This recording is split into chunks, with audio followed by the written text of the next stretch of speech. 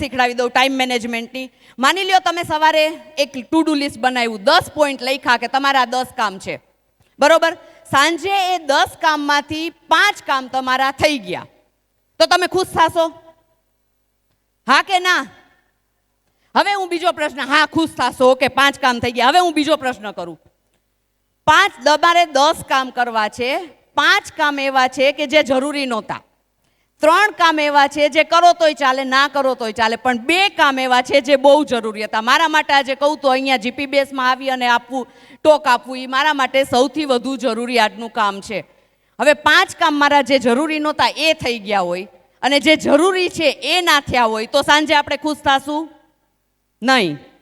તો એને આપણે સવારે ખાલી ટુ ડુ લિસ્ટ કરશો એનાથી કામ નહીં ચાલે. 3 કેટેગરીમાં ડિવાઈડ કરવા જોશે.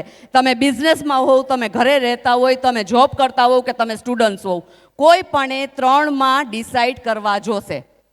સૌથી પહેલું જે કામ કરવાના જ છે, અને એ કામ છે ને 2 કે 3થી વધુ કોઈ દિવસ નથી હોવાના, જે કામ કરવાના જ છે. સેકન્ડ નંબર ઇઝ જે કરો તોય ચાલે, કદાચ ના થાય તો કાલે કરો તોય ચાલે. અને થર્ડ વન જે તમારે જરૂરી જ નથી કરવાના, એ બધા કોકને બીજાને કરવા